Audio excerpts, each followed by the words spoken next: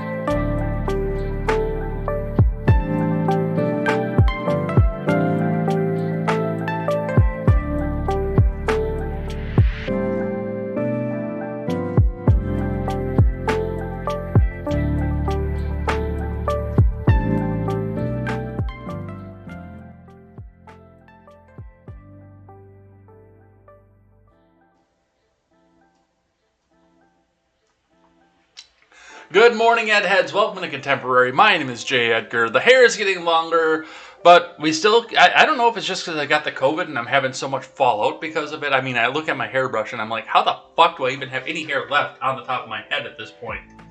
And I know that was one of the things that they said is one of the symptoms, the after effects of having the pinko pox is the fact that your hair falls out afterwards for a little while. So I'm wondering if that's actually going to be the issue that's going on here, but we'll see. But we're here, long-haired as ever, to read you the news and tell you what's going on with the world and let you decide. I mean, I'll tell you what I think about it, but ultimately, it's for you to decide anyway. So let's get into it. We've got a bunch of stuff to go over here, too. This whole thing with Ketanji Brown Jackson, I'm telling you right now, this is how Republicans lose in 2022 and probably 2024 as well, because they're so concerned about having their revenge over what happened with Amy Coney Barrett and to a greater extent with Judge Brett Kavanaugh. They are so concerned about getting their revenge for this, they've forgotten what the attack ads are going to say coming up in the next 2 to 3 months. What did I say right from the beginning? Ketanji Brown Jackson is not bad, especially given the fact that she's essentially a diversity hire. It is a major shame that we'll never know what could have been and who could have been in that seat, but because we only had a very limited pool of people to choose from, because trust me, there are not that many female black judges around the country. By comparison, statistically. So it's a shame that we'll never know what could have been, who could have been, and etc. But, you know, we go with what we have here, and they're going to go back and drill into this person, and next thing you're going to hear is racist, sexist, hates black people, hates women, doesn't want anybody to break into their white boys club. You know how it's going to be. But let's get into it. Before we get started, though, let's head on over. Let's get the live chat up so I can see what you guys are doing here. But let's head over here. Let's go check out turnsofpagesproductions.com. Turnsofpagesproductions.com. Once we get launched, we'll be your one-stop shop for all of your news and commentary needs. We are set, ready to go, ready to start raising money again after a setback due to, well, the government name being up on the front. Check out Brian Nichols, as I will reveal my first name up on there. But go check out all the shows that are going to be participating with us. We will be carrying great shows such as The Daily Ignoramus, The R-Rated Conservative, The Breakdown with Breckenhoff, The Porch Boys, and a new upcoming project with Britt Salt and Sean Hickman. So go check out all those shows. It's going to be a great time. It's going to be a fun time. They're all awesome creators. And for those of you who are in the know, in the loop, on the inside, You can already see it. GiveSendGo.com/turnsofpages101 to come help us out reach our $2,000 goal for this. Yes, it's got my government name on the front. That's why we haven't been promoting it just yet, but we are getting ready to go out and promote this. So, a little bit of a mission statement. We want to make sure that Bobby Joe gets paid, and our mission is to give you a better news, political, and cultural experience by giving you these topics from people who are just like you, people who've had to make some of the same decisions in the world that you've had to make. Some of us who have had to jump from house to house, live in an Airbnb for a while and go back and live with mom and dad. Some of us who have had to choose whether to pay rent, pay bills, or buy food. Some of us who have had to choose whether or not to go to work because of what the gas price was at the time. There are a lot of us out there. We've got to figure this out there. And we're being preached to about our news from people who wear a suit that costs more than our houses. So go check that out. Go check out the GiveSend Go. Once again, in a couple weeks, we will actually have this out there live, ready to go and start promoting it because, well, everybody else in the world is going to know my first name. So we might as well let GiveSend Go put it out there as well. All right, let's look in at the finance. The Dow dropped throughout the day yesterday. Looks like the futures are back up according to the articles that we're seeing off of this. But as of right now, it looks like Mr. Powell has decided that we are going to get more aggressive on the rate hikes above and beyond what it was that we saw last week. So possibly doing one of these every 6 weeks. And people are starting to look at this and speculate the fact that as we go along and as we do this, this is going to make it harder to borrow money for a car, for a new house. Your adjustable rate could still go up. So there's a lot of stuff that goes on with this rate hike, but making it easy to spend money the way that they have been has been contributing to the inflation as well, along with the fact that they sit back and print and print and print. But the Fed and the Federal Reserve would rather punish you than punish the government that just prints the money. So that's what we see coming off of that. Looking in at the Bitcoin is up to $42,933 US dollars and 70 US cents. That is up $1,916 US dollars over the past day, or 4.67%. So good on those who have the Bitcoin and are making a little bit of money back off of that. Looking at some of your harder assets, your copper, steel, and aluminum on the scrap. A hard asset that most of us probably have laying around the house. Copper is still all the way in the red, including brass and brass shells. Steel is more mixed. Conduit steel is down. Light iron is up. Number one steel is up. Cast iron is up. Rotors are up. Complete car is up. Shreddable steel is up. And stainless steel is down. Aluminum also mixed with siding is up. Aluminum copper pin is down. Radiators are down. Cans are up. Sheet aluminum is down. Aluminum rims are down. Electric motors are down. Ballast and lead are both down. Car and truck batteries are up.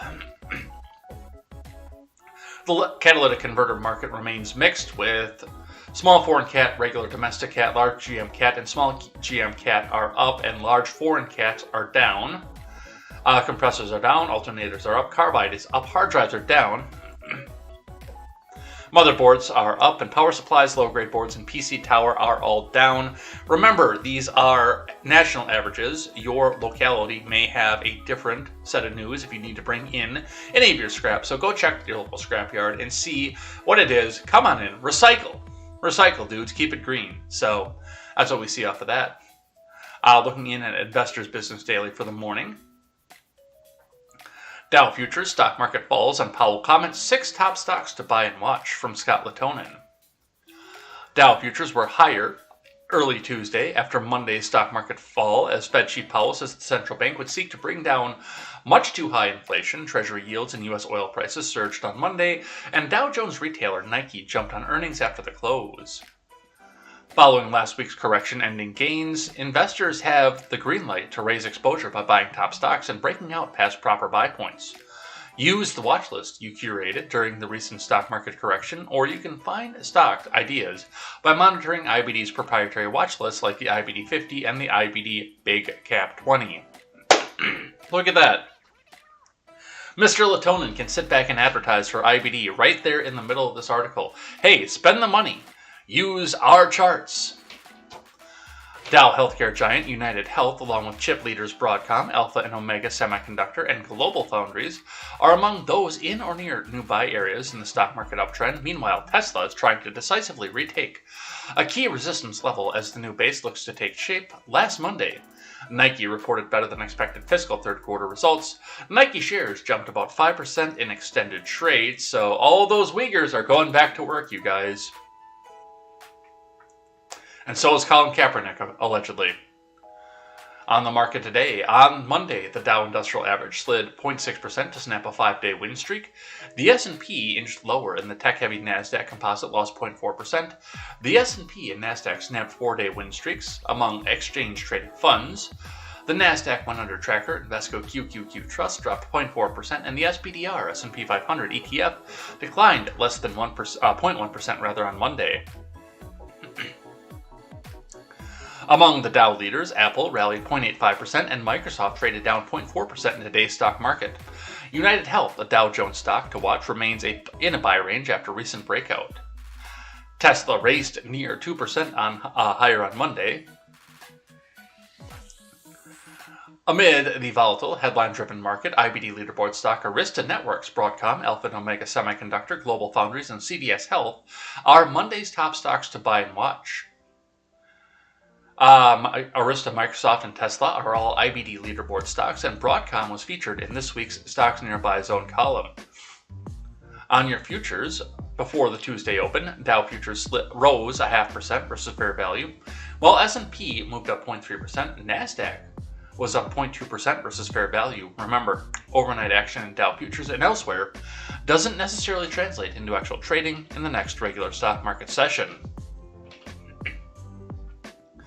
The 10-year Treasury yield surged to 2.31% on Monday, hitting its highest point since May of 2019. U.S. oil prices jumped more than 7%. West Texas is above 110 a barrel again. Dow energy giant Chevron advanced nearly 2% and sharply above the 20 to 25% profit-taking area from a Cups base 113.21 entry. Midday on Monday, Fed Chief Powell said in prepared remarks for the National Association for Business Economics that inflation is much too high and the Federal Reserve will take the necessary steps to ensure a return to price stability. Options on the table include a more aggressive 50 basis point increase. And that is going to be where your loans start getting affected, right there.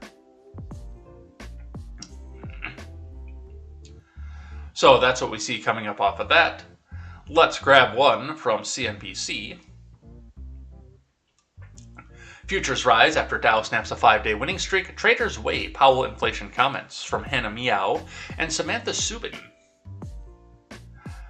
Stock futures rose Tuesday. Wall Street looking to rebound from a down session, while traders weighed Federal Reserve Chair Jerome Powell's latest rate hike comments. Futures on the Dow rose about 150 points or 0.4%.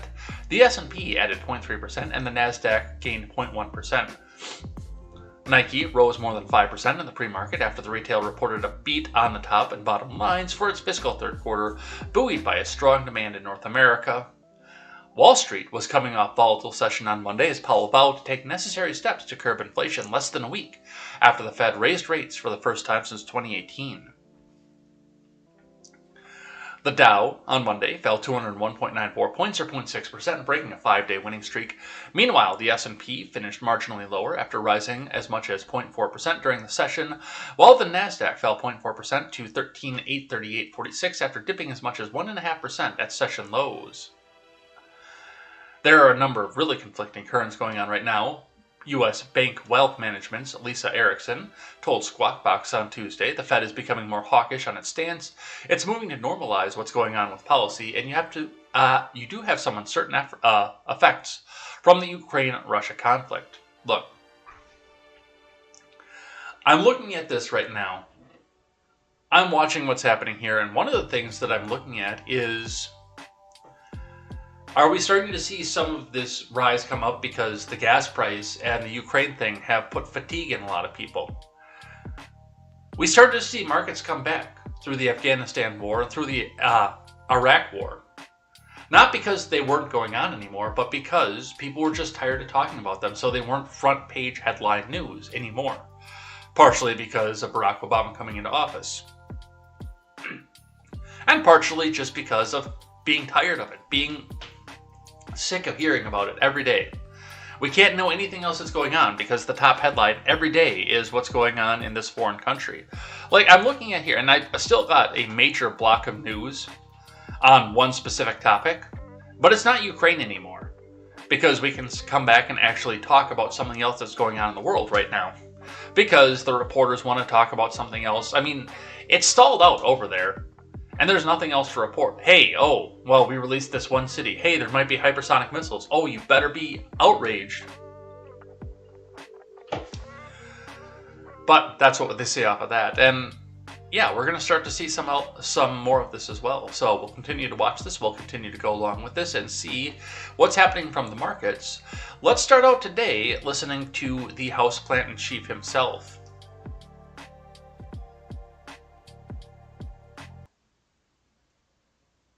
You know, we are at an inflection point, I believe, in the world economy.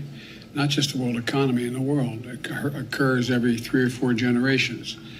As one of the top military people said to me in a secure meeting the other day, 60 million people died between 1900 and 1946. So the first thing that I want to talk about with this is it does seem like, and I've noticed this around a little bit here, you know, I picked up a little bit more cough because I broke when I got stressed out and bought a pack of cigarettes a couple weeks ago from something that was happening internally and personally for me. But I looked into some of this, and, you know, I've noticed that his cough seems to have gone away. You heard a little bit of it at the beginning of the speech, but have you noticed you don't hear a lot of that anymore? When it was constant when he started off his presidency? And since then, we established a liberal world order, and that hadn't happened in a long while. A lot of people dying, but nowhere near the chaos. And now is a time when things are shifting. There's going to be a new world order out there, and we've got to lead it. We've got to unite the rest of the free world in doing it. So anyway, you know, we are at an inflection point, I believe, in the world economy. Not just the world economy, in the world. It occurs every 3 or 4 generations. As one of the top military people said to me So Biden has come out and said that we need to have a new world order. Now, of course, this is one of the bigger conspiracies, theories that are out there, that there are global elites, the World Economic Forum. Sometimes it has to do with certain people who wear small hats and carry the Star of David everywhere that they go. But that they're trying to build a new world order, and basically you're not going to be in it. It's going to be an authoritarian control regime. In the 90s, they talked about it as the Republican regime that's going to be out there, force you to be Christianized, force you to be this, force you to be that. Or on the other side of it, just force you into the pod to eat the bugs, and you are essentially cattle for the elites. I don't think this is what Biden was talking about. I don't even think he meant to say liberal world order.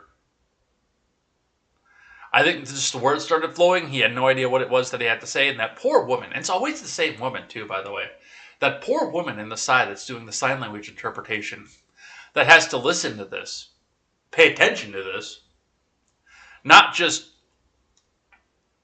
tune it out like the rest of us do, but pay attention to this and then come back and try to figure out what he's saying as he stumbles through his words and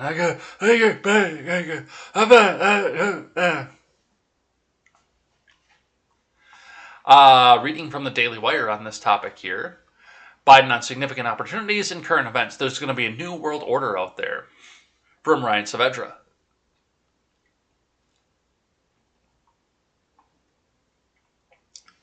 Democrat President Joe Biden said during a Business Roundtable CEO quarterly meeting on Monday that significant opportunities in current world events were going to lead to a new world order.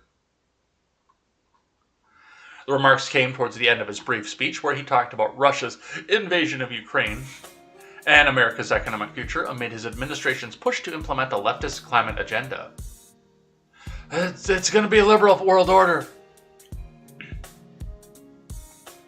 I think this presents us with some significant opportunities to make some real world changes, you know. We're at an inflection point. I believe in the world economy, just not the world economy, in the world every 3 or 4 generations, man. Come on. Yeah, we listened to that. Biden's remarks come as the war broke out in Europe a month ago when Russian President Vladimir Putin ordered his forces to invade Ukraine. Volodymyr Zelensky pinned blame on Russian invasion into Ukraine on the Democrat President Biden's refusal to enact sanctions against Russia before Russia launched the invasion. Zelensky told senators that if the U.S. had started sanctions months ago, there would not have been war. If you punish Russia before they do anything, there be no war, okay? It's not just going to be they jump out and do this because they say, why the hell not? We get punished anyway. There will be no war, okay? Reuters noted a few days before Russia invaded Ukraine that Biden was refusing to unleash sanctions on Russia until Russia invaded, despite numerous officials, including Zelensky, saying that the sanctions could stop the invasion from happening. You tell me 100% there will be war in a few days' time. What are you waiting for? Zelensky said before the invasion, we will not need your sanctions after there is bombardment or after our state is shot at if we have no more borders. You do not have economy or parts of state is occupied. Zelensky appeared to take a separate shot at Biden in late February, saying the world's most powerful forces are watching from afar as Ukraine was forced to defend itself. So, and again, I don't think that he meant to come out and, talk about this massive conspiracy theory that most of your hard conspiracy theorists believe in that's going to be out there. This one is so out there and believable that I even believe aspects of it. I don't believe it down to the level that they do, but I'm sure that there are aspects of this. World Economic Forum, try to change the economy, try to make a big club that you're not into it, that kind of stuff. But, the forced into the pods kind of thing, I don't necessarily believe that at gunpoint. And if they do try to do that, well, I will be deceased because they have more firepower than I do. But I'm going to die on my feet. They will have to murder me to do that. Which it seems that they're very willing to do. Alright, let's go talk about Ketanji Brown Jackson. We're going to start with the Blaze, talking about Ted Cruz. Ted Cruz calls Dems' treatment of past GOP nominees explicitly racial in thunderous opening statement during Ketanji Brown Jackson hearing from Chris Pandolfo. And we have the video. In a fiery opening statement at Judge Ketanji Brown Jackson's Supreme Court confirmation hearing, Ted Cruz raked Democrats over the coals for their explicitly racial treatment of Republican judicial nominees.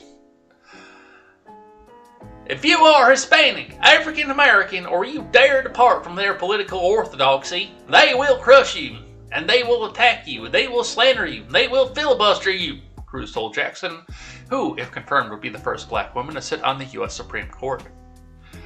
Like several of his colleagues, Cruz pledged that Republicans would not turn the process into a political circus, making pointed comments about how this will be the kind of character smear that sadly our Democrat colleagues have gotten very good at. Then he dove into the history of Democrats and their character smears. See, I don't know if Jim Jordan and Lindsey Graham got the memo off of this because it definitely looks like they are ready to put this into the political circus and make character smears. But let's listen to what Mr. Cruz had to say. Thank you, Mr. Chairman. Judge Jackson, congratulations on your nomination. 11,107 men and women have served as members of the House of Representatives. 1,994 men and women have served as members of the United States Senate. Only 115 men and women have served as Supreme Court justices. The position to which you have been nominated is extraordinarily important. And that is why the Senate is given the responsibility for advice and consent under the Constitution. Because the job matters immensely. Supreme Court confirmations were not always controversial. In fact, Bushrod Washington, when nominated to the Supreme Court in 1798, was confirmed the very next day. So what changed? Well, what changed is starting in the 1960s and the 1970s, the Supreme Court's role in our society changed dramatically. The Supreme Court became a policy-making body rather than a merely judicial body. Just a moment ago, my colleague Senator Klobuchar said we should consider the Supreme Court's place in our democracy. Well, starting in the 60s and 70s, the Supreme Court decided its place in our democracy, at least too many justices, was to set aside the democratic decisions of the people and instead to mandate the policy outcomes they themselves supported. Our Democratic colleagues want the Supreme Court to be anti-democratic. Our Democratic colleagues get frustrated with the democratic process. When they can't pass gun control laws because the American people don't support them, they want unelected judges to mandate those same laws instead. Law after law after law that they can't get through the democratic process, the Democrats have decided it's much simpler to convince 5 lawyers in black robes than to try to convince 330 million Americans. That is why Supreme Court confirmation hearings have become so contentious, is because the Supreme Court has arrogated to itself a responsibility the Constitution doesn't give it, which is to make contested policy decisions and take them away from the American people.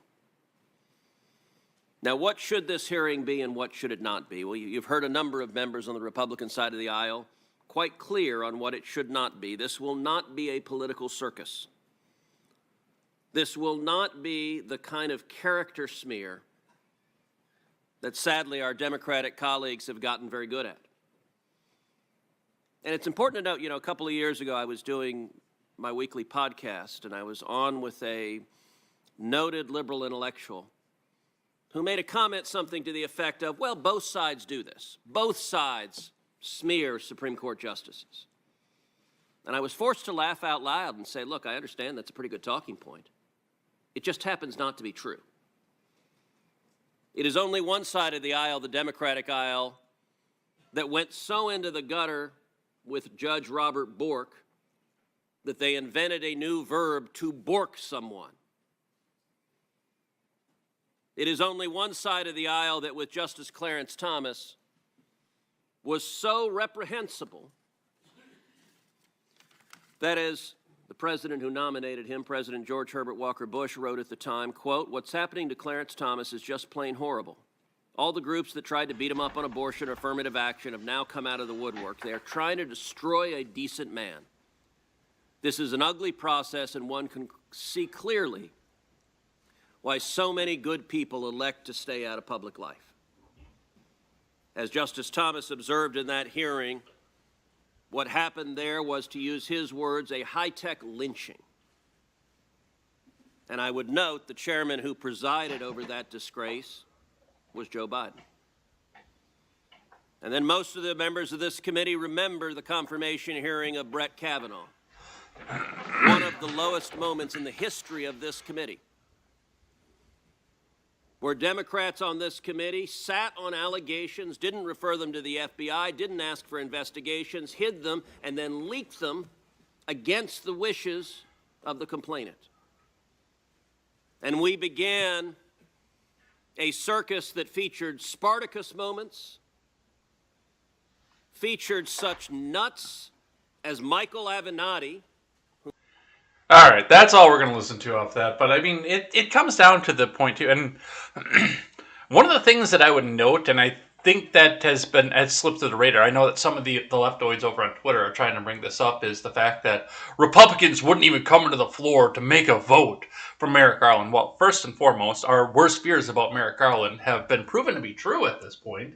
Now that he's the Attorney General and he's running a very, very partisan AG's office.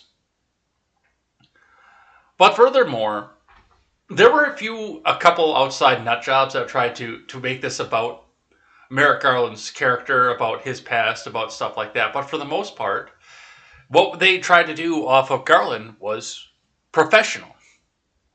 And essentially they came out and said, well, we just want to win anyway. But we didn't get the outright personal attacks on Garland.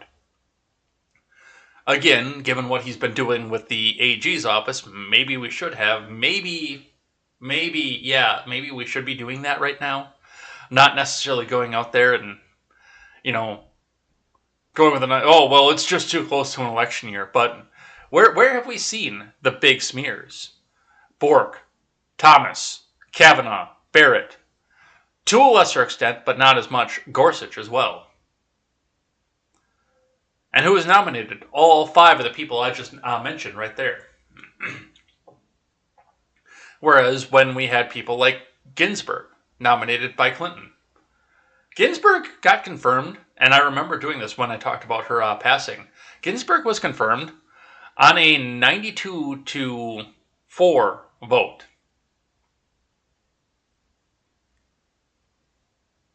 Think about that. Think about the fact that there had to be enough bipartisan support that they could. I don't think they could do that anymore, because there are too many people who would be sitting there on CNN, trembling and ready to go tell their senators or congresspeople their opinion on Twitter. But yes, that's going back into what, like, Cruz is right. This is all going to be personal attacks, and I do see people like Jim Jordan is trying to bring this out and do personal attacks to this. A lot of people are coming out saying soft on crime, soft on... Well, this is an appellate court. This is a civil court. This isn't a criminal court for the Supreme Court. In fact, what comes off of there is the civil case for the appeal after the criminal conviction has been done. So what this woman's stance is on crime on the criminal level is all but useless in these confirmation hearings. But, you know, I see people like Jim Jordan, just remember what they did to Kavanaugh. No, fuck that. Remember what they did, absolutely, but don't bring it up right now. There's no point to this. There really isn't. Jackson should be confirmed at 99-0 tomorrow, because Dems are praying that this gets out until November. They are absolutely praying this goes out until November. And then they have something to run on a single issue. They don't have to sit and own the economy. They don't have to own the gas price. They don't have to own Ukraine. They can just say, oh, well, Republicans are going to go nominate another person. They're going to block everybody else who gets out so they can nominate a person in 2024 who will chain you to the stove and make you wear a red robe and a white bonnet. So that's what we see off of that. From NBC,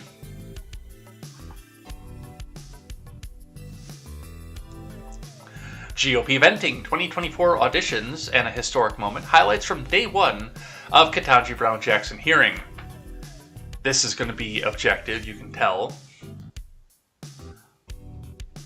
From Sahil Kapoor. The first day of Senate hearings for Supreme Court nominee Ketanji Brown Jackson offered a sharp contrast between the two parties. Democrats focused on the nominee, and many Republicans vented about past judicial fights and railed against dark money. The Judiciary Committee proceedings Monday included opening statements from senators and ended with introductory remarks from Jackson, 51, who is a judge on the U.S. Court of Appeals for the District of Columbia Circuit. Questioning begins on Tuesday. I've been a judge for nearly a decade now, and I take that responsibility and my duty to be independent very seriously. I decide cases from a neutral posture, Jackson said. I evaluate the facts and I interpret and apply the law to the facts of the case before me without fear or favor, consistent with my judicial oath. Here are some of the highlights. A venting session for Republicans.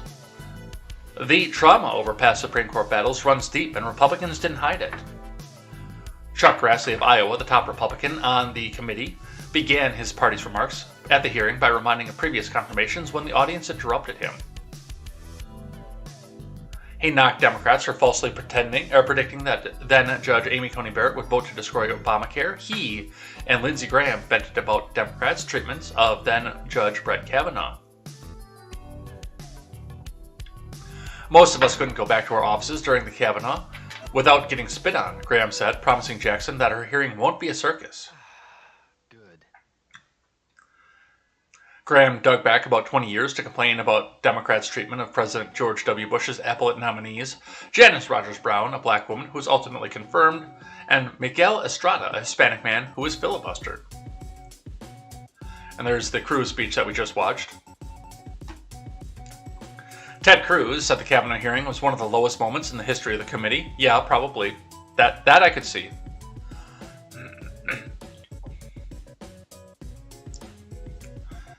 and complained about the Democrats' treatment of Robert Bork, who was criticized as extreme and defended by a bipartisan vote in 1987. And Clarence Thomas, who was confirmed in 1991 after allegations of sexual misconduct from Anita Hill. We started down this road of character assassination in the 80s with Judge Bork's hearings, and senators have been engaged in disgusting theatrics ever since, Ben Sass said. Oh, I thought that was Cruz.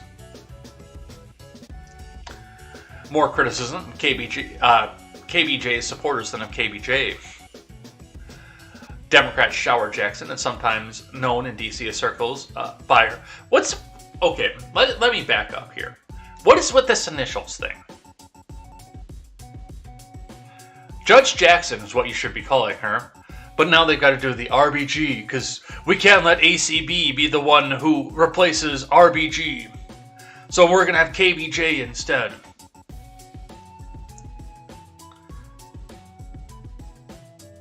Her title is Judge Jackson.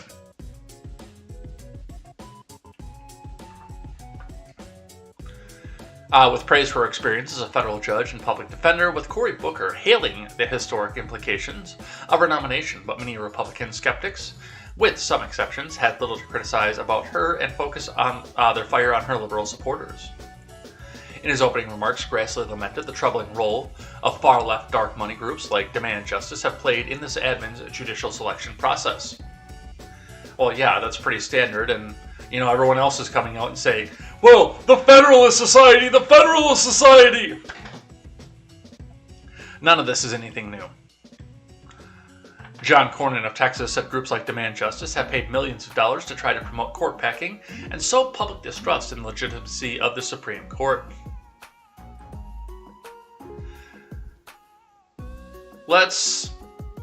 If this is short, if this is long, we're not going to listen to it, but let's listen to Lindsey Graham. I think it does matter that the groups that came to your aid at the expense of Judge Childs, how did that happen, and why were they doing what they were doing? Yeah, Lindsey Graham doesn't care who's doing the nominating. He just cares that it's not the woman from South Carolina. It's not the person from my home state, sugar. What is it about your nomination that the most liberal people under the umbrella of Arabella threw in their money, their time, their support, and threatened Joe Biden if he picked Judge Childs? I want to know more about that. I want to know about your judicial philosophy, because people on the left, the far extreme part of the left, believe that you were the best bet. And I want to know why they reached that conclusion. Maybe there's no explanation you can give us, but we'll talk about that. Judge, Your Honor, it's very good to see you. Forgive. Oh, Jesus. We're not going to listen to Booker. Because here's what's going to happen with this. Now, NBC is going to tell you that all these people, all the Democrats out there like Booker, are going to be out there and they're going to be focused on solely her judicial record and nothing on personal effect or the supporters or the past hearings. No. It's going to be like Booker was actually trying to start to say here, and what the title says as well. Senate poised to break another barrier. No, it's going to be about, it's historic. She's black. And a woman. Oh my God. It's so historic. I'm having a Spartacus moment. Look at me. I'm making history by voting for this black woman to be on the Supreme Court.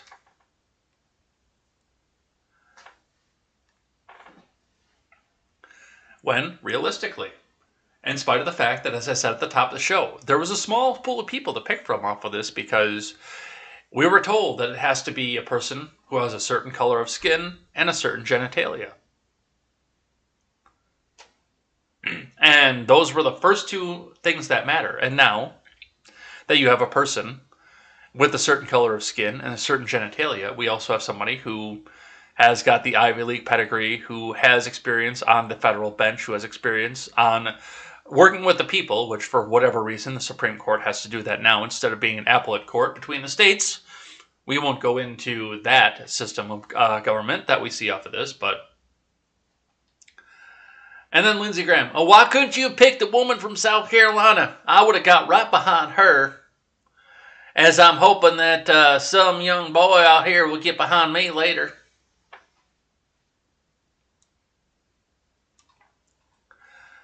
What else do we have here? Evoking Ukraine. The hearing took place amid the war in Ukraine instigated by Russia. We don't know that, but thank you. Which one Democrat senator cited as a reminder to protect democratic institutions like an independent judiciary. Klobuchar said the Jackson hearing comes at a moment in our history when the people of this country are once again seeing, this time in Ukraine, that democracy can never be taken for granted. Eternal vigilance, it's been said, is the price of liberty, she said. That's the pivotal moment that we're in. That's your moment. It's a time for us to consider what the courts mean to our democracy. Thomas Griffith, a former conservative appeals judge, introduced Jackson on Monday as a judge who will be unwavering in her commitment to neutrally applying the law. The rule of law isn't a fragile possibility at the best of times, he said. Today, it's literally under attack in Ukraine and is threatened around the world and in our country by autocrats and their sympathizers who give lip service to the rule of law, but then work to undermine it at every turn. So that's what NBC wants you to pay attention to for the beginning of this. CNN, 5 takeaways from Ketanji Brown Jackson's first day of Supreme Court confirmation hearings. Let's actually hear her opening statement, or at least a part of that. Let's listen.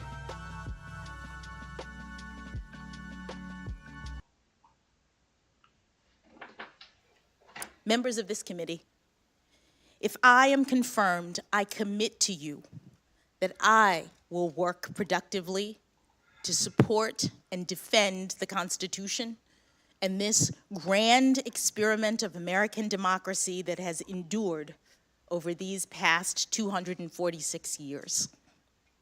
I have been a judge for nearly a decade now, and I take that responsibility and my duty to be independent very seriously. I decide cases from a neutral posture. I evaluate the facts, and I interpret and apply the law to the facts of the case before me without fear or favor, consistent with my judicial oath. I know that my role as a judge is a limited one, that the Constitution empowers me only to decide cases and controversies that are properly presented. And I know that my judicial role is further constrained by careful adherence to precedent. Now, in preparing for these hearings, you may have read some of my more than 570 written decisions, and you may have also noticed that my opinions tend to be on the long side. That is because I also believe in transparency, that people should know precisely what I think and the basis for my decision. And all of my professional experiences, including my work as a public defender and as a trial judge, have instilled in me the importance of having each litigant know that the judge in their case has heard them, whether or not their arguments prevail in court. During this hearing, I hope that you will see how much I love our country and the Constitution and the rights that make us free. I stand on the shoulders of so many who have come before me, including Judge Constance Baker Motley, who was the first African-American woman to be appointed to the federal bench and with whom I share a birthday. And like Judge Motley, I have dedicated my career to ensuring that the words engraved on the front of the Supreme Court building, "Equal justice under law," are a reality and not just an ideal. Thank you for this historic chance to join the highest court, to work with brilliant colleagues, to inspire future generations, and to ensure liberty, and justice for all. That was actually a moving speech. I'm impressed by that. Now, again, what happens in practice, we won't see. I mean, you can come out and you don't come out and say on the job interview, yeah, I'm a lazy piece of shit and I'm only coming out here so I can pass the time until I go start my rap career. No, you come out and say, I will come in and give it 100% all the time.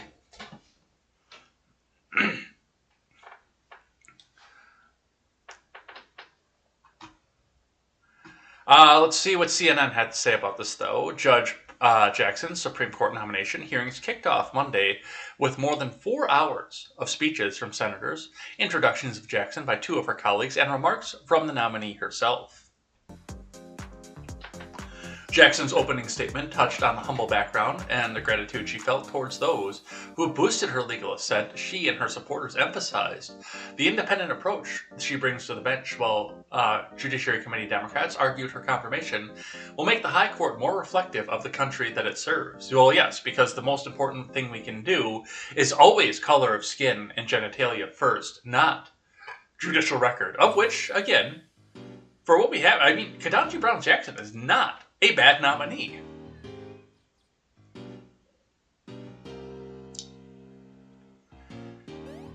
It just blows that she couldn't make it on her own merits without first being considered because of her genitalia and the color of her skin. While they previewed parts of the Jackson record they intended to scrutinize, Republicans launched a series of broadsides against Democrats for how they've handled the confirmations of GOP nominees. Here are the takeaways from day one. Number 1, Jackson leans into gratitude and humility. Much of Jackson's opening remarks were weighted towards her upbringing and the gratitude she felt towards her parents as well as her faith. She affirmed her thanks to God. She said, First of my many blessings is the fact that I was born into this great nation in '70, in the decade after Congress passed 2 major civil rights bills. Her name, Ketanji Onyeka, means the lovely one, she told the committee, an expression of her parents' pride in her heritage and hope for the future. She recounted the interest in law she developed from watching her father study law, while praising the excellent mentors she had in high school and the judges she clerked for. Justice Breyer not only gave me the greatest job any young lawyer could ever hope to have, but also exemplifies what it means to be a Supreme Court justice of the highest level of skill and integrity and grace, she said, referring to the justice she both clerked for and would replace if confirmed. Jackson vows an independent approach to law, which supporters echoed. Jackson said she took very seriously her responsibility to defend the Constitution and her duty to be independent. I decide cases from a neutral posture, she said. I evaluate facts and interpret and apply the law to the facts of the case before me without any fear of favor, consistent with my judicial oath. That description of her approach comes as Republicans have criticized her refusal to align herself with specific judicial philosophy like originalism and pragmatism. On Monday, a prominent conservative judge vouched for how she approached her role as a jurist. Judge Jackson is an independent jurist who adjudicates based on facts and the law and is not a partisan, said retired Judge Thomas Griffin, the Republican appointee who served on the Court of Appeals of the D.C. Circuit. Time and time again, she has demonstrated that impartiality at the bench. Democrats seek to make her hearing about the public's faith in the court. Democrats reminded their public audience of the high stakes of these confirmation fights, referencing the major cases before a Supreme Court that's dominated by conservatives. Oh my God. See, they are going to make it partisan. As they sought to connect the historic nature of Jackson's nomination to the public's faith in the court. As is common in these hearings, Democrat senators touched on legal issues that resonate with their base, with allusions to Supreme Court cases dealing with healthcare, abortion rights, gun control, and the environment. The American people, our constituents, and their faith in the courts, that's central to our democracy, said Senator Leahy of Vermont. They lose their faith, then democracy loses. The decisions made in the courts and ultimately the Supreme Court affect the daily lives of each one of us. Because Jackson, if confirmed, will replace fellow liberal, her appointment to on its own likely won't change the 6-3 conservative to liberal vote count on these various issues. but Democrats stressing other ways that Jackson, through demographic and professional diversity she'll bring, will give the court new perspectives and enrich the confidence that Americans place in it. Republicans focus on the treatment Kavanaugh received from Democrats. Yeah, we saw some of that already. Lawmakers hint at where their questions for Jackson will go. Amid swipes taken at Democrat tactics and past confirmation fights, Republicans gave a preview of what their questions for Jackson will explore. Several senators remarked they wanted more clarity about Jackson's judicial philosophy, an area that senators like Josh Hawley told CNN they probed in a private meeting with Jackson but still don't have clarity about. John Cornyn said that he was troubled by Jackson's advocacy on behalf of Guantanamo Bay detainees and the arguments Jackson made representing people who have committed terrorist acts against the U.S. and other dangerous criminals. And yet they're in Guantanamo without due process of law. Something you, Mr. Cornyn, have vowed that you uphold.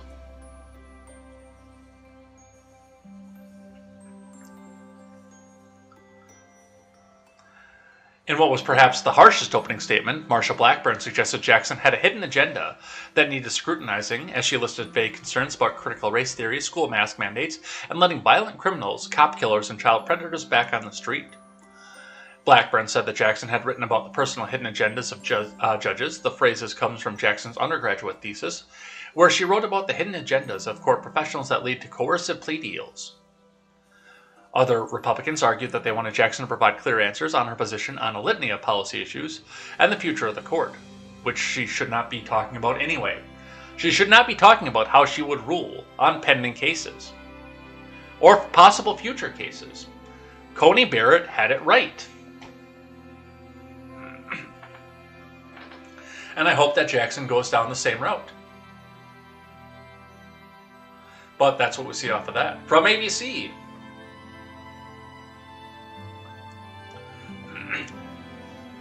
Judge Jackson faces fourth Senate grilling as Republicans preview attacks.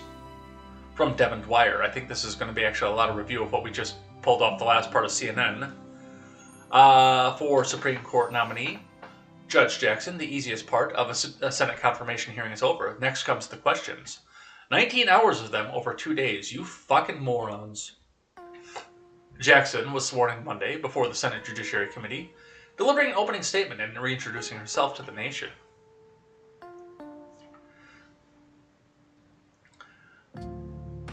Should we listen to Durbin? Can I make you guys go through that? Price of cocaine, crack cocaine on the street went down and up instead of down. I'm sorry, I did that wrong. Down instead of up. And the number. No, that's their live stream. So that's actually going on right now. They're doing the hearings right at this moment.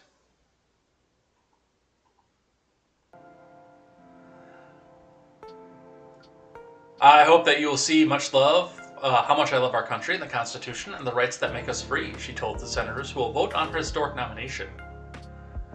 On Tuesday, Jackson will lean on her 3 prior experiences being questioned by the Judiciary Committee more than any other nominee in 30 years, as its 11 Republicans and 11 Democrats take turns probing her judicial philosophy, her record as a public defender, and her legal opinions, spanning nearly 9 years on the bench.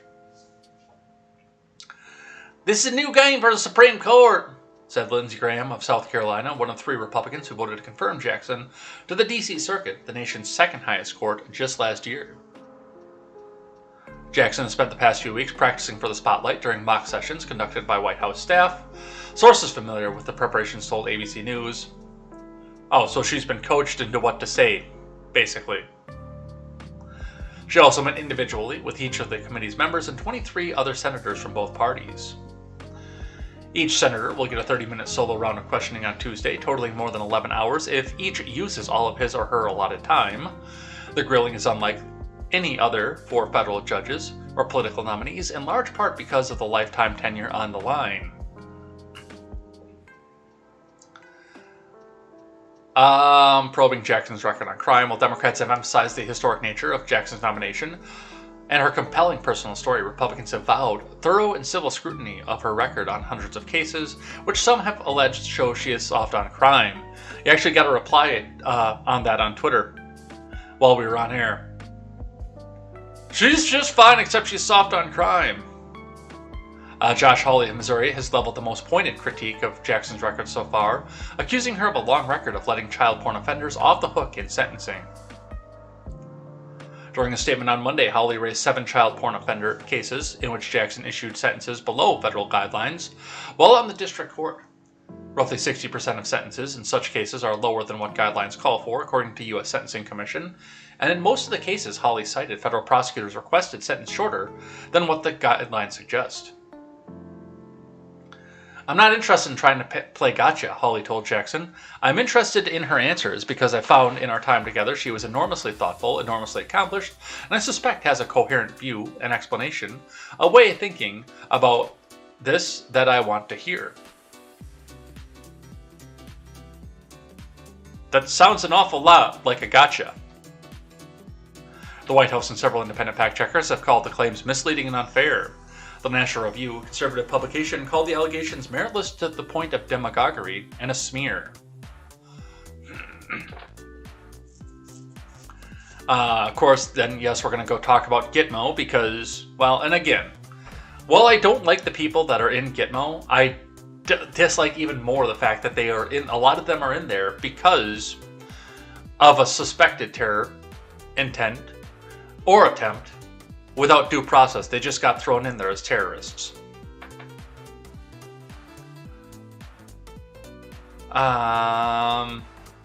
Race, affirmative action, and liberal priorities. While Republicans have sought to downplay questions related to race, Jackson's ties to Harvard University and a major upcoming high court case involving the school's use of race in admissions could open the door to those types of inquiries. She would be on the bench to hear the case if confirmed.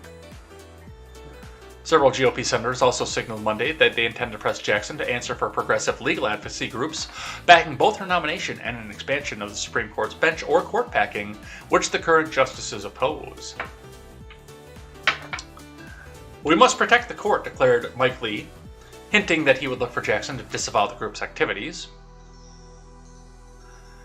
And Trump administration rulings. Former President Trump was only mentioned by name once in passing during Monday's hearing. So far. But several decisions Jackson issued against the Trump admin will likely be scrutinized on Tuesday. I'm eager to understand why in some cases you found that you could not decide a particular issue while in other instances you enjoyed a Republican admin from implementing its policies, said Republican John Cornyn of Texas, alluding to some of those decisions.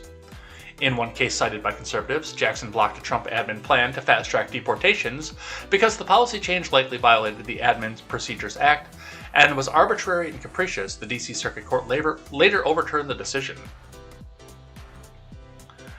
Jackson's ruling that former White House counsel Don McGahn had to comply with a congressional subpoena over the admin's objections will also draw attention. Presidents are not kings, Jackson wrote. Rather, in this land of liberty, it is indisputable that current and former employees of the White House work for the people of the U.S. and that they take an oath to protect and defend the Constitution. So, that's a little bit of what we will probably see today. I'm probably going to find a way to sit back and watch this too, because this is historic, again. From Newsweek, how Ketanji Brown Jackson, Biden's SCOTUS pick, ruled in Trump cases. From John Jackson. I believe this is what we just checked. Yeah, this is what we just got off of ABC. Let's skip that one and keep going here. From The Hill. Graham fumes at confirmation hearing. Child's treatment vicious. From Jordan Carney.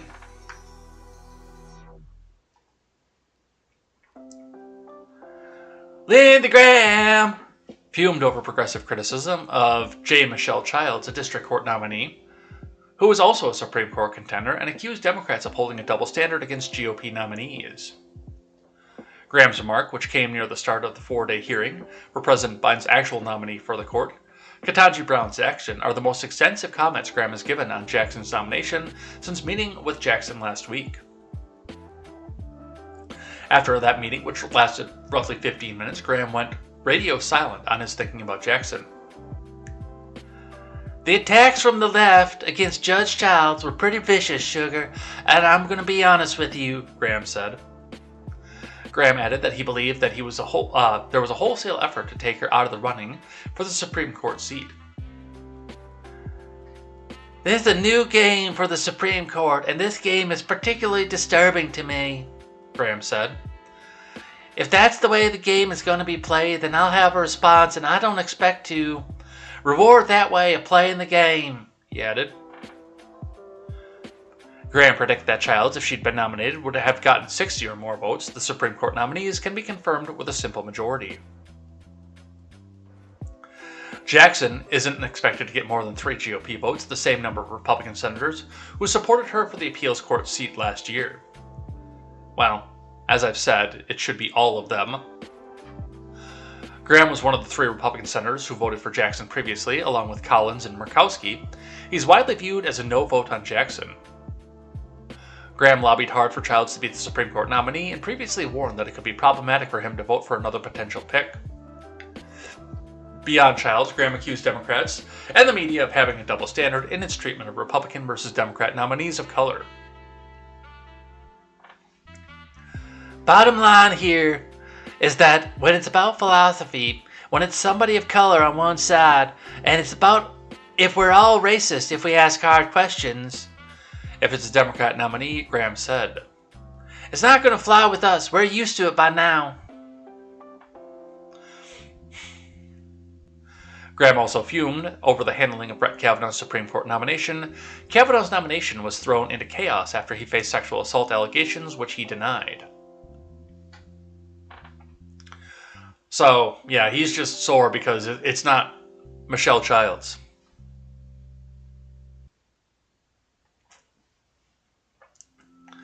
Ketanji Brown Jackson's sleepy confirmation fight finally wakes up. From Chuck Todd, Mark Murray, Ben Commissar, Bridget Bowman, and Alexandra Marquez. If it's Monday, President Biden heads later this week to NATO conference, and is this just a transcript? This is a transcript. Fuck that. We're getting this one out of here. All right, from Fox. Supreme Court nominee Ketanji Brown Jackson, 10 things you may not know, from Shannon Bream and Bill Mears. This should be interesting. Number 1, Jackson was born in D.C. but raised in Miami. Her parents were school teachers. Her father went to law school at night and later represented the Miami-Dade School Board as its chief attorney. Parents still live in South Florida. Her parents named her Ketanji to show pride in the family's African heritage. They asked an aunt in the Peace Corps at the time to send a list of African girls' names. Ketanji Onyeka means the lovely one. If confirmed, Jackson, as a Harvard undergrad and law school grad, would join several other alumni on the High Court. Her younger brother, Ketaj, served as the Baltimore police officer, and then in the U.S. Army serving in Iraq. Okay. He's also a lawyer. Jackson was a champion debater in high school. At Harvard, as an undergrad, she took drama classes and was in an improv group called On Thin Ice. Allegedly, on the improv group, she worked with Matt Damon. It was also at Harvard where she met future husband Patrick Jackson, a surgeon. His twin brother is married to the sister of former House Speaker Paul Ryan's wife. The Wisconsin Republican tweeted his support after her nomination, saying, "Our politics may differ, but my praise for Ketanji's intellect, for her character, and for her integrity is unequivocal." She clerked for Breyer. We knew about that. If confirmed, Jackson would serve alongside Clarence Thomas, the second Black American, on the Supreme Court. And lastly, when she was a district court judge in 2016, Obama made her a finalist for the Supreme Court seat, suddenly vacant due to the death of Justice Antonin Scalia. So this is not the first time she's been floated off of this. And like I said, I mean, pedigree-wise, she's not a bad nominee. And if... I'm going to tell you this right off the bat, and this is going to get a lot of criticism from my more right-leaning friends. If it hadn't been for the fact that Biden had said, black and a woman on the campaign trail, and he just nominated her without us knowing that that was going to be his first pick, without us knowing that that was going to be his first criteria, I would not be opposed to this nomination.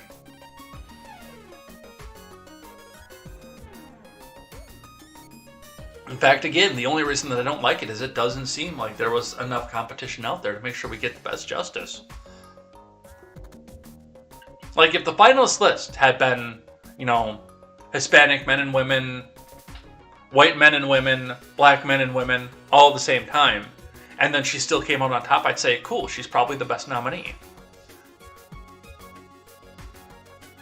But because he had to come out there and just say, oh, no matter what, no matter the qualifications, it's going to be a black woman.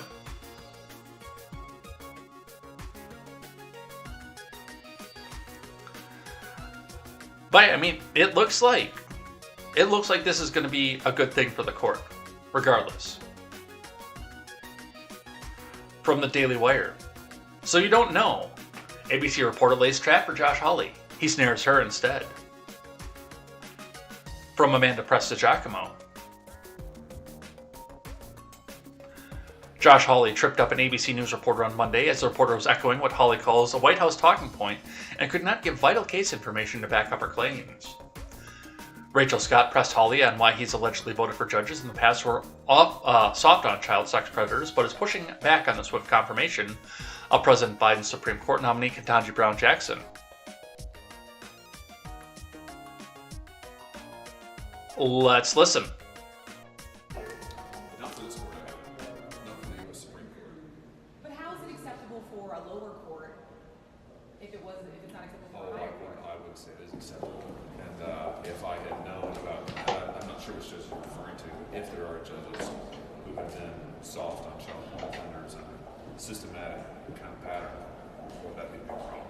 And if I had known at the time, I would have support. But again, I've only voted on one Supreme Court justice, and I don't think there was a pattern in that case. We have looked through your record, and it shows that you have voted for at least 3 federal judges that have imposed lighter sanctions on child porn offenders. So how do you square that? Yeah, same answer. Not from this court. And I think that a pattern is going to be a problem wherever I'm aware of it. So just in this instance, I know that's the White House talking point, but I think it's a dangerous one. You've got to be careful with that. I mean, it's the old, well, everybody else is jumping off a cliff, so I will too. But what shouldn't you have been concerned about it then if you're concerned about it now? Oh, I am concerned about it. So do you regret your decision then? Well, I don't know I'm not sure which judges you're talking about because I haven't seen the White House's talking points on this. I know that this is their new line, but it's not. It's public information. We actually have it here. At least 3 federal appeals court judges. Which one? Bianco of the Second Circuit. And what were the cases? Andrew Brasher of the 11th Circuit.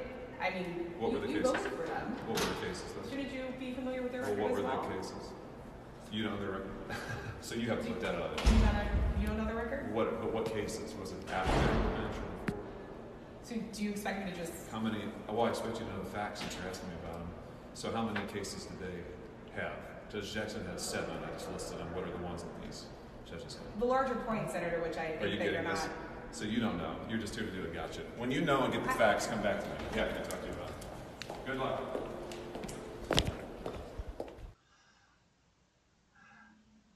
Yeah, if you're going to come out to there, you should be able to bring up your cases off of that too. That's I don't say this very often because I can't stand Josh Hawley, but good for Josh Hawley on this. From The Blaze. Leftists let their hatred flow. So we're moving off Jackson now. We're going to talk a bit about Clarence Thomas for a second. Then, of course, we have to get into the Ukraine. We'll probably fly through that. We'll see if we can get through everything again today. I don't know if we can or not, because we still have to do Twitter trending, but let's see what we can do. Leftists let their hatred flow for hospitalized Justice Clarence Thomas and even wish for his death. Let's hope the infection wins. So, and I talked about this last night because, and I talked about it yesterday as well, because Clarence Thomas is in the hospital, and I said at the time I have not seen confirmation over people wishing for his death. Allegedly, this Blaze article is going to tell me all about that, but not show me tweets. So I'm going to be wary about this one. We'll read it, but but I'm going to be wary about this one. This is from Dave Urbanski. Funny how extremists on the left who consistently rail against hate are the only too happy to do it when there's bad news about notable conservatives. Who can forget how leftists gleefully reacted when conservative radio icon Rush Limbaugh died, or when former President Trump came down with the bingo fucking pox? And on cue, out for blood leftists were too happy to heap ill will upon conservative Supreme Court Justice Clarence Thomas, who was hospitalized Friday with a non-COVID infection.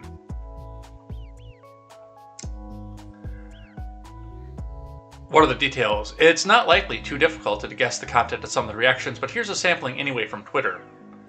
Well, Mr. Urbanski, I would have liked it better if you'd have at least got screenshots of something so we can go back and verify them or embed them like you usually do. So I have questions, of course, because I always do, because I never take the narrative at face value, no matter who the source is.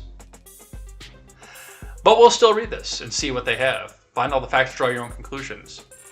Here's hoping the infection wins, one commenter wrote. I never want to see anyone get sick and die, but, another user said. I've never rooted harder for an infection in my life, another commenter noted. Oh, wait, they did link them. So we can verify these.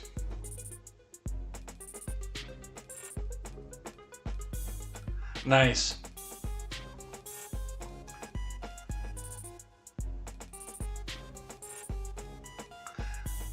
I've never rooted harder for an infection in my life. My condolences to the hospital that has to treat him, another user said.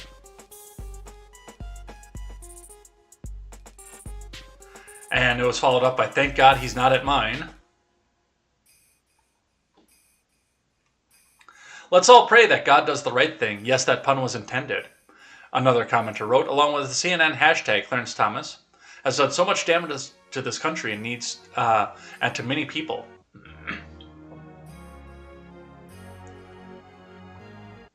At CNN.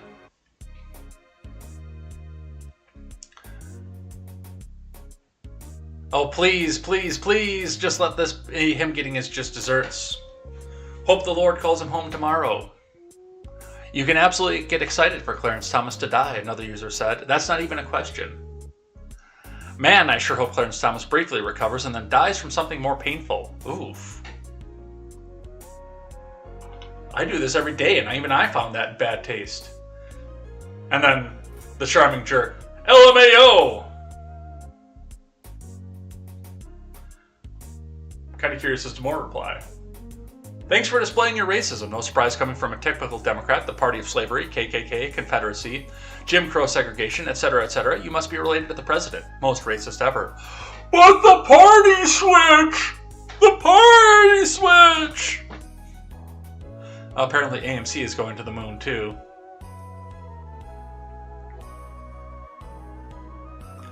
Wishing Clarence Thomas a very please fucking die in a painful death. Wow.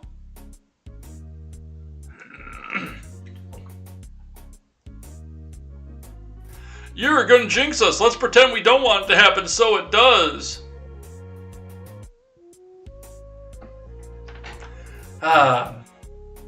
Yes.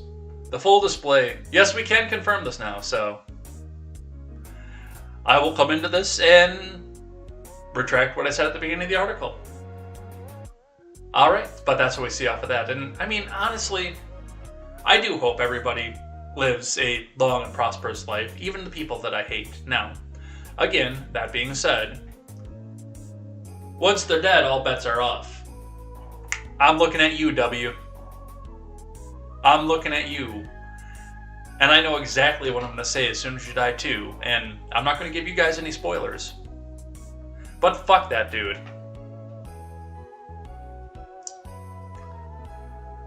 Alright, let's talk Ukraine. I got just a few on this one because we do seem to be having some Ukraine fatigue. The next 2 weeks could determine the fate of the Ukraine. From Politico, from Paul McCleary and David Brown. After the initial shock of Vladimir's invasion of Ukraine, the biggest surprise of the war has maybe how badly the Russian army has performed.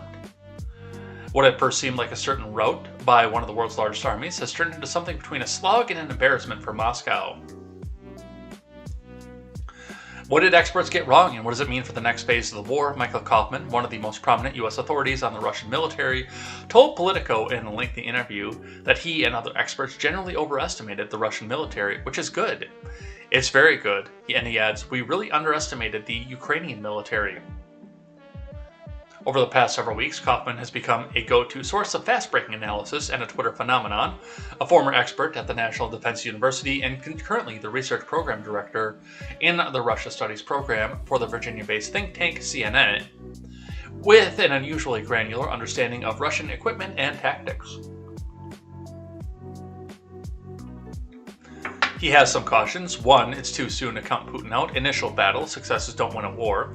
And in fact, the most critical juncture of the war will arrive soon, in about 2 weeks, when a burned out Russian military will need to mount a major resupply effort in order to keep going. I think they already need a resupply effort. That's just me. And two, he's careful to note that social media is giving us a distorted view of what's actually taking place on the ground, with Ukraine eager to tout any triumph and Russia intentionally quiet. So, yeah, they've hit a wall.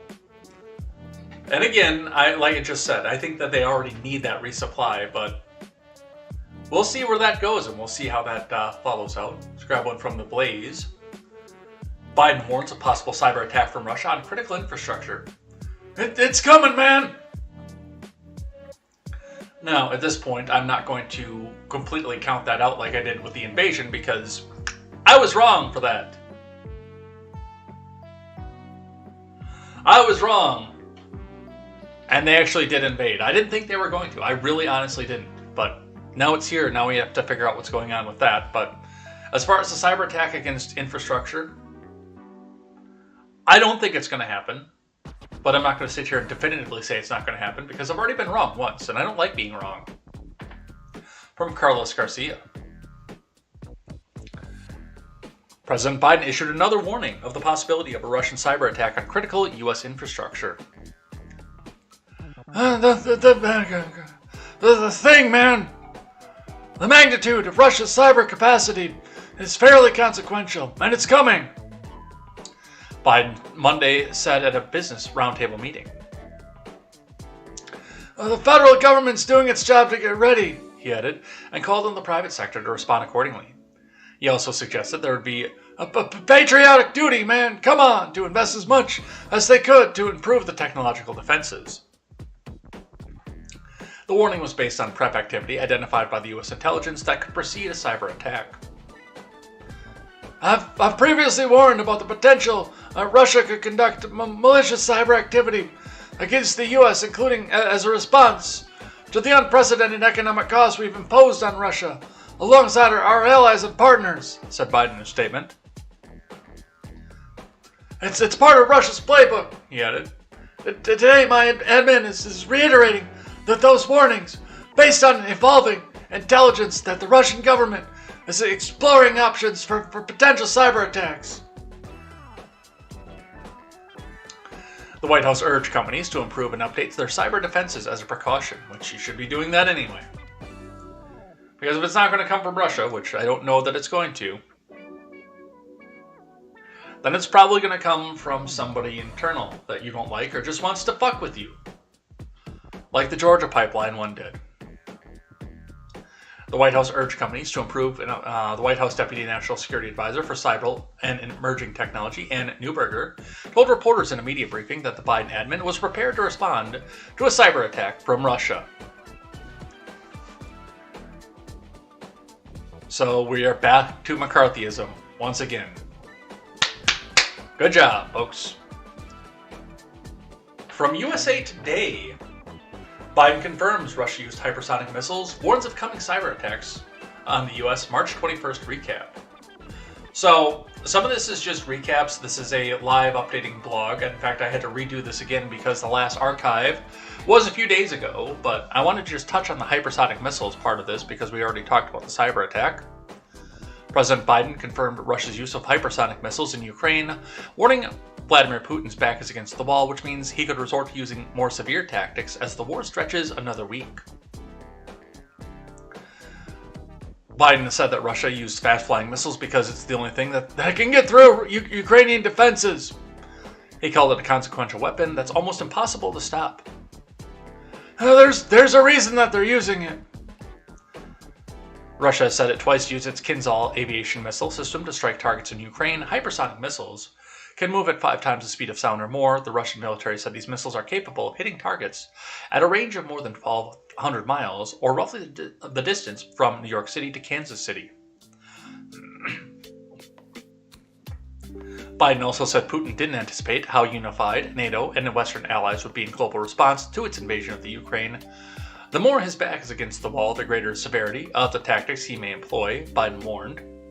The president said that false flag maneuvers like accusing the U.S. of housing biological and chemical weapons in Ukraine, a claim the White House has vehemently denied, just like they did with the Wuhan lab, could be a pretext to escalate attacks. So that's what we see off of this. And yeah, I mean, we knew about the hypersonic missiles. We talked about it yesterday. It's confirmed. They said it's confirmed. The U.S. is bolstering its defenses to try to counteract hypersonic missiles here because they're intercontinental. From the Dissociated Press.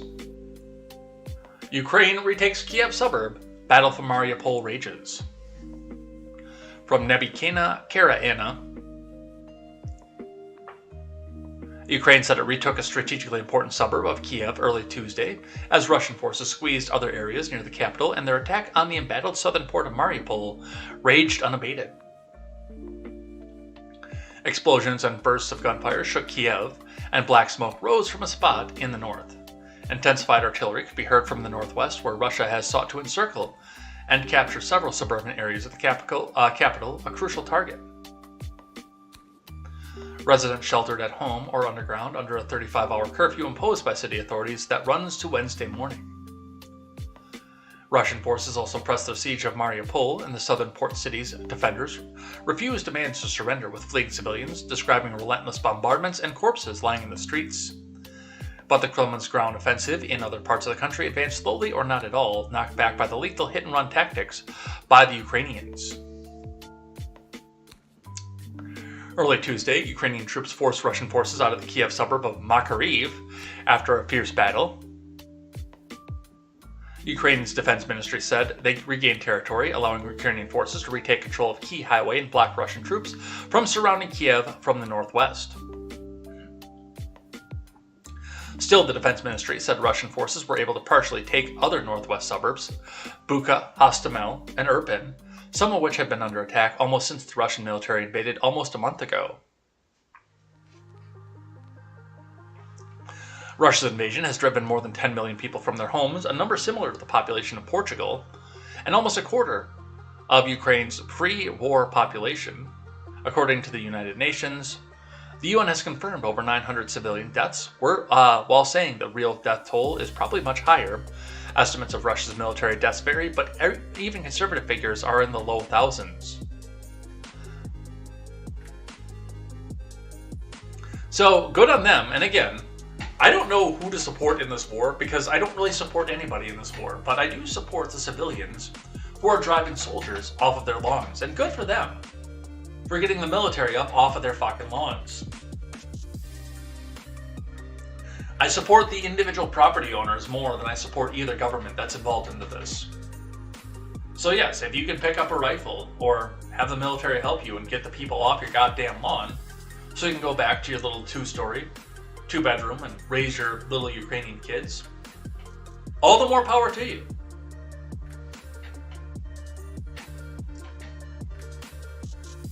From WCVB Boston, an update on the grandfather trying to get his grandchild out of the country over there. Bureaucratic madness. Masked man hits a new roadblock in getting daughter and grandson out of Ukraine. From Natalie Pozzo. A Massachusetts man still working to get his daughter and infant grandson out of war-torn Ukraine, as he has hit a new roadblock in his rescue mission. Dr. Bill Hubbard of Fitchburg has been in Ukraine for more than 2 weeks in an effort to bring his daughter, Aislinn, and 8-month-old grandson, Seraphim, back to the U.S. Aislinn has been in Ukraine for years after she was invited to study ballet at Kiev Choreographic College in 2018. She gave birth to Seraphim at home during a surge in the pandemic. Therefore, the child does not have a birth certificate nor a passport and lacks the necessary documentation to cross the Ukrainian border. Hubbard said he recently received an email from the embassy in Warsaw, which stated he needs to travel about to Lviv in western Ukraine, about 150 miles away from his current location, in order to apply for a birth certificate for his grandson, which could take 2 to 6 months to issue. When the State Department told me that, I just sent them an email back and said, "You guys are absolutely crazy," he said. "We're in a relatively safe area. There's no way I'm going to Lviv." Hubbard said he has a DNA test to prove Aislinn is Seraphim's mother, and that officials have access to birth photos. He believes that that should be enough to get him, his daughter, and grandson across the Ukrainian border together. This child meets all the qualifiers to be a U.S. citizen and is, in fact, a U.S. citizen. The only thing we're missing is the paperwork, and this is a bureaucratic madness, he said. "We have ample evidence to prove that this is my daughter's child. This is absolutely ridiculous." While I say that is true, do keep in mind that you are involving 2 other countries, Poland and Ukraine, in this, who do have different bureaucratic and different types of legal hurdles you have to go through for this. Keep in mind that one of the biggest, the hardest things that we're fighting against as a society is child trafficking. Now, given the evidence that's been presented to me, I have no reason to not believe this is a U.S. citizen, but again, I'm armchair quarterbacking from my living room in southern Wisconsin. And I'm not a lawyer.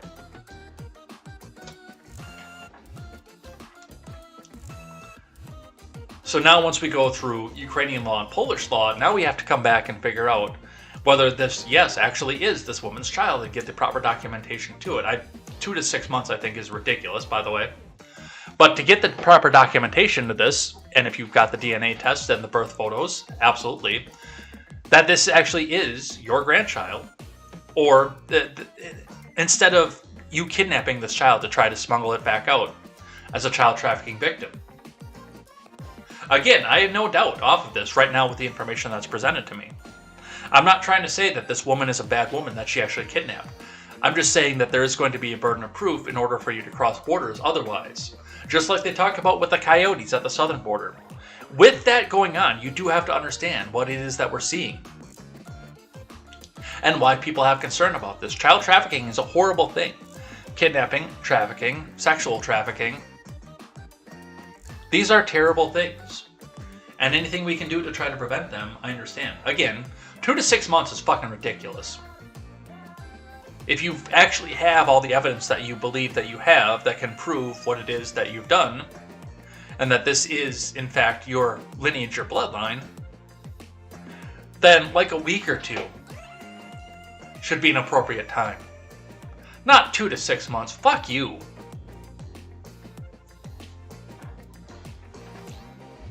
But that's what we see off of that. I don't think we're going to get through everything.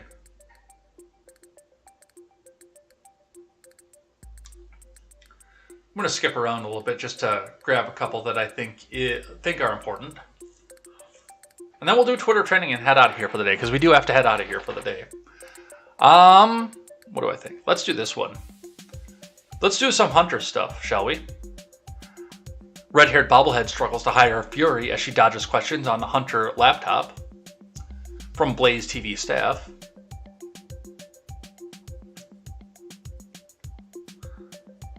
On the Rubin Report on Monday, Blaze TV host Dave Rubin shared a clip of press secretary red-haired bobblehead evidently struggling to contain her anger as she was questioned about her 2020 tweet calling the New York Post Hunter Biden laptop story Russian disinfo. A prominent leftist narrative, the New York Times finally admitted was false in last week's bombshell report. Here is the tweet from the Politico story. Hunter Biden story is Russian disinfo. Dozens of former intel officials say more than 50 former U.S. intelligence officials signed a letter casting doubt on the provenance of a New York Post story. This was tweeted out by red-haired bobblehead with the caption, Hunter Biden story is Russian disinfo. Dozens of former intel officials say.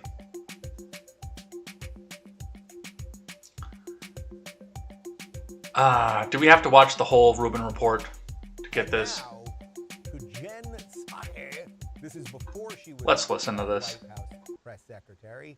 This is what she said on Twitter. Hunter Biden's story is Russian disinformation, dozens of former intel officials say. Well, that turns out not to be true. If anything, you, lady, are spreading disinformation. Oh, and look at this. I got what they covered on 60 Minutes last night. Very exciting. They covered Russia, obviously, high rent across the United States, and something about the WNBA, which I assume 3 or 4 years from now will be all men. So just a lot of nonsense. You guys get it. But Psaki, and as I said, that was before she was press secretary, because that was right before the Biden administration took over. She now is the press secretary, and she just lies about everything, and she looks soulless, like she's just deeply wounded inside. So that is the silver lining to this thing, because eventually it does come get you, all the lies. Here she is responding to that very tweet and that excuse about, oh, the intelligence officials said it was, not real. So, okay, good. The president has said, and you have tweeted, that allegations of wrongdoing based on files pulled from Hunter Biden's laptop are Russian disinformation. There is a new book by a Politico reporter that finds some of the files on there are genuine. Is the White House still going with Russian disinformation? I think it's broadly known and widely known, Peter, that there was a broad range of Russian disinformation back in 2020. Okay. There was a broad range of Russian disinformation. Well, she said specifically that those guys said the Biden laptop was Russian disinformation, but that turns out to be untrue. And what are you saying? That the election was meddled with? Have you done anything to protect the election since then? I mean, she's just an endless liar. But it continued at the press conference because the press is starting to get some balls. I don't know where the balls are coming from, but they're starting to grow a pair. And here, the questioner was asking about Biden's conflicts of interest with Russia. On Russia, you told me last year that you were unfamiliar with the Senate report that alleged that the First Son, or a company linked to the First Son, received $3.5 million from the richest woman in Russia. Subsequent reporting indicates that President Biden, when he was vice president, had a dinner in Georgetown with the same woman in 2015.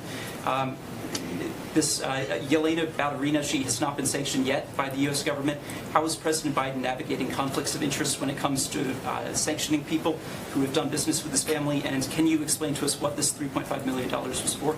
I don't have any confirmation of the accuracy of that report, so I have no more further details. About the conflicts of interest, though, how he's navigating those when deciding sanctions? What would be his conflicts of interest? Well, his son's company allegedly got $3.5 million.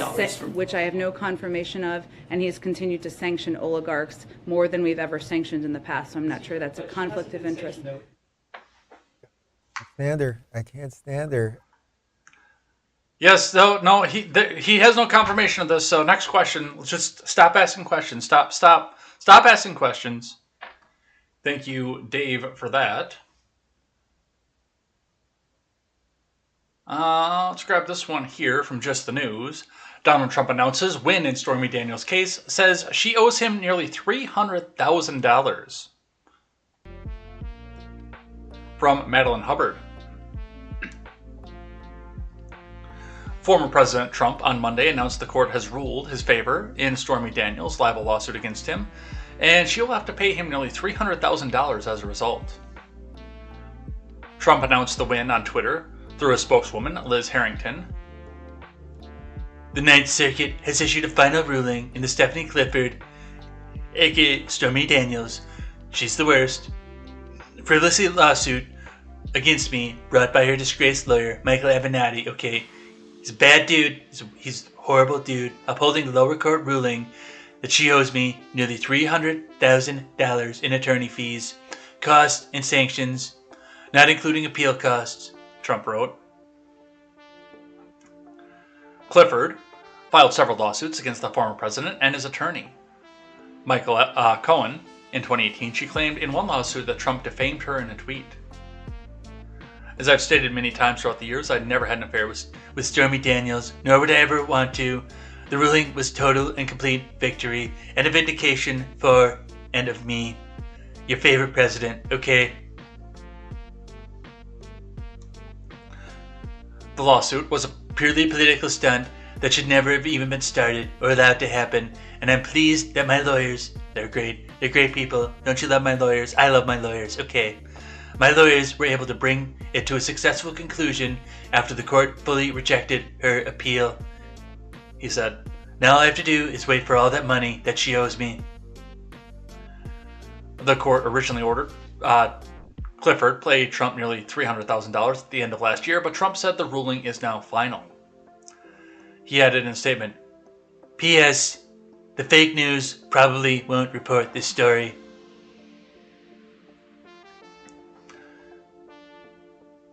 So that's interesting, and there's some other things that go off of this. First and foremost, Trump himself is a philanderer. He likes the women. But, as has also been pointed out in other people, he was in a position before the election to get pretty much any woman that he wanted at any time that he wanted. There are people out there, and I'm amenable to the idea, at least.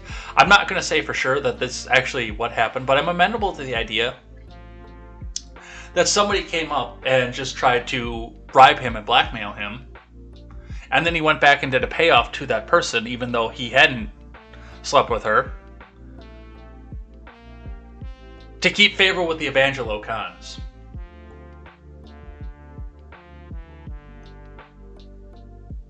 It's believable. I don't know that that's what happened, but it's within the realm of believability. Running as a conservative after Bush, who, as much as an evil demon as Bush was, had the support of Evangelo cons everywhere.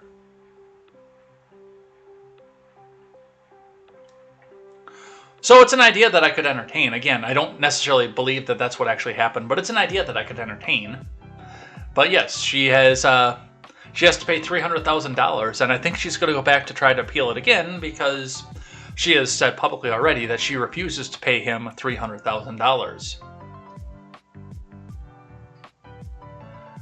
Alright, and with that, I think we'll save the rest of this for tomorrow. I don't think we're going to get through quite everything else either, because some of the stuff we can skip over here. But the last thing that we do on Tuesday is our Twitter trending. See what's trending off of this, so let's go and check that out for the day. Let's get the trending tab up here. Let's bring it over there. Let's have a look at what's trending. I'm sure one of them is going to be Trump as well, but...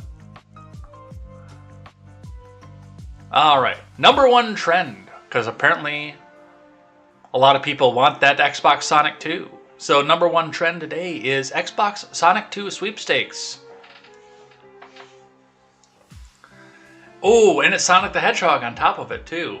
Yeah, because there's going to be a new Sonic movie coming back out. I haven't seen the original Sonic movie. I am kind of glad that they went back and reshot it, but I haven't seen it yet. Xbox says, we might need glasses because these controllers look fuzzy.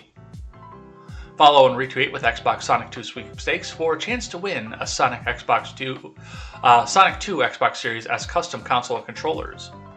Age 18 plus, ends 4/4/22, and there are your rules.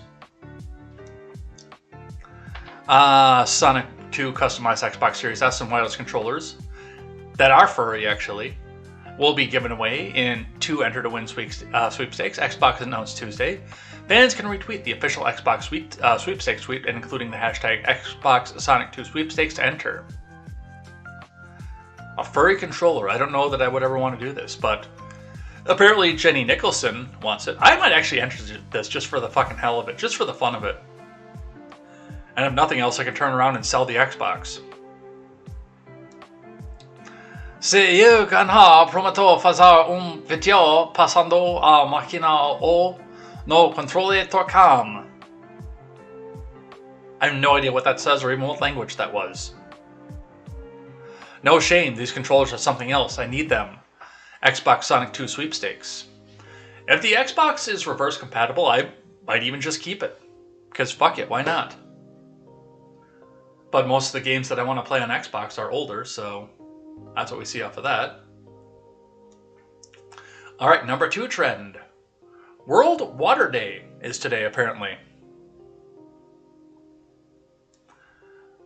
Tip 1, avoid using water to thaw off frozen foods.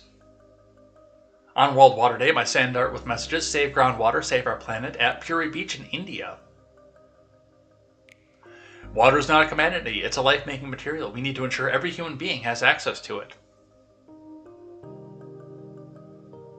Every drop is important. Open the tap as much as required and close it tight and right.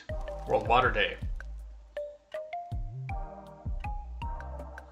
Groundwater accounts for 99% of the world's fresh water. This valuable resource provides critical benefits for people and ecosystems and must be protected from pollution and exploitation. So, here's part of the deal that goes along with this. Now, I will tell you right off the bat that yes, you do need to protect the water from toxic dumping, toxic chemicals getting into this. Under most circumstances, though, especially if you have a well, the ground above filters most of the water back out to some of its purest form. At some point, you get contamination of a well, like gasoline leak, gas tank leak, or etc. that goes along with that. I've seen that in some places, like at the house that my grandma had when I was growing up. There had been a fuel tank leak near the well, and the water itself was contaminated. They actually needed to use a distiller to get the water to a point where it was drinkable in that house. But because it was attached to their small business, that was what they could do at the time.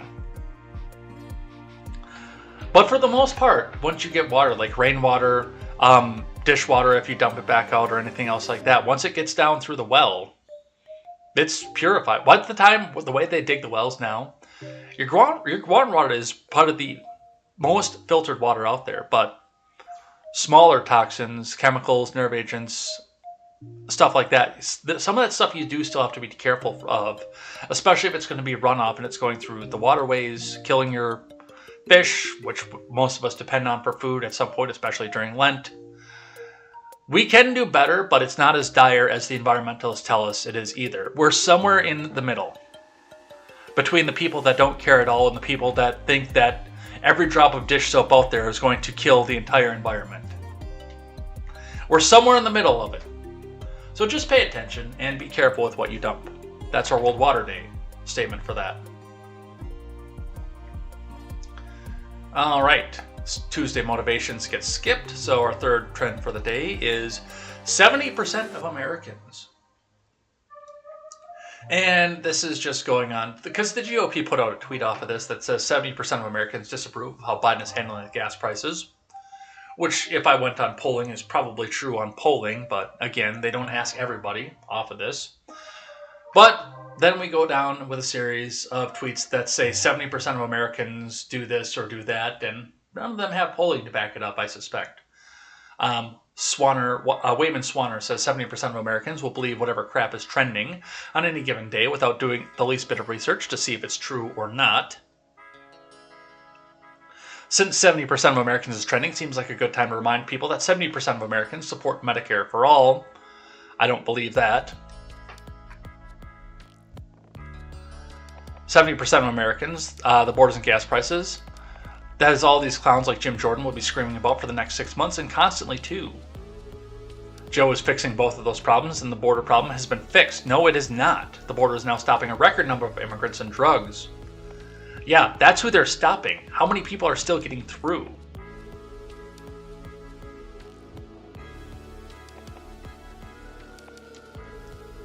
"70% of Americans are too lazy or stupid to use their brains," with a tweet that says, "I'm waiting for Trump to tell me what to believe." God, the left can't meme. God, the left can't meme.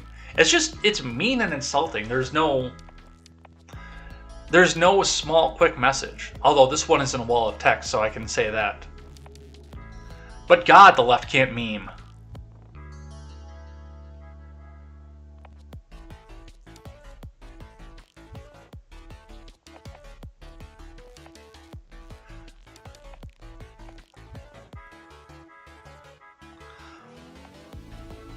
And this one here. 70% of Americans believe that Fred Trump should have pulled out. My God, I've got a shithead for a son. Yeah. All right. What's our fourth trend? National Ag Day. World Water Day, National Ag Day. Today we honor and celebrate American farmers and farm workers, ranchers, fishers, foresters, and other ag workers who feed, fuel, and clothe the U.S. and the world. Whitmer had to get it back off of this one, says Michigan is known for a diverse agricultural background. Here in Michigan, we celebrate ag 365 days a year. As we recognize National Ag Day, I want to brag about what our awesome agriculture workers contribute to the country. Check out these 5 fast ag facts. No. State Rep Amy Ludenbeck from my state says Wisconsin contributes to a large network of American farmers and ranchers who grow more food than anywhere else in the world. Today, National Ag Day, we appreciate all who grow, harvest, and process the food, fiber, flora, and fuel gained from our nation's agriculture. Thank you, Wisconsin farmers. Of which my dad has rejoined the workforce on. My dad has picked up on a small farm that he does work for right now because, well, he's retired, but, you know, when you get off that fixed income under the Trump economy, or get out of that fixed income from the Trump economy, and then you get bored on top of it from a person who pretty much worked his entire life throughout. Now he's coming back out here and saying, hey, I want to go back to work, and going back to work on a farm again. Godspeed to my father. Because the farmer that owns the place is having some physical and neurological issues. So Godspeed to that, and good for them getting a 64-year-old guy, just about in September it'll be 64-year-old guy back out into the workforce. And a fairly athletic job too. So that's our National Ag Day. And the last one we'll touch on today is Wordle 276. Arvold, how many tries did you get it in? Wordle 276 answer for today. Check out some of these hints and clues to make it easier for you. Wordle 276, that's not even a real word. So apparently that's not a real word this time through. I taught my father how to play Wordle, and now all his texts are small dramatic poems about how his Wordle attempts are going. This caused another panic attack. Streak is 45 of 45. I need air. Wordle 276. 6 of 6.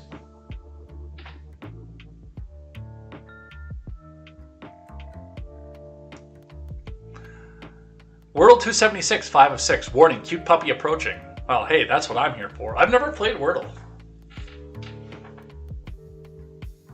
But that is a cute puppy. Alright, and that's what we're going to finish out on for the day.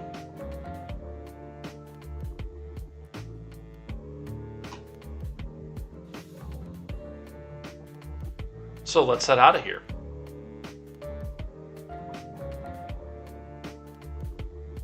Where's the outro music? There it is.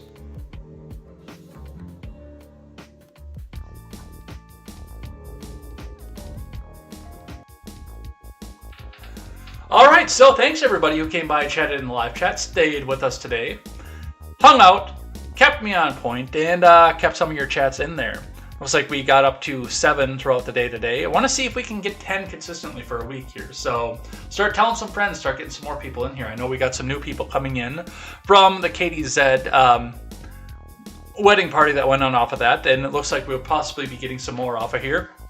I will be back here tomorrow to read more headlines, talk about more of what's going on in the news. We'll probably talk more about the Ketanji Brown-Jackson confirmation hearing. So come back and hang out with us for that. And tell your friends to get in here, and we'll go dissect some of this. I'll probably listen to some of that today, too, so come back for that. And come back for the rest of it. The more Ukraine updates, the Hunter laptop updates, and more. We look forward to seeing you. We always look forward to seeing you around here. You are some of our favorite people, so definitely come back and hang out with us for that. And by the way, upcoming announcement, it looks like on this channel, KTZed is going to be streaming from the Trump rally coming up here as well.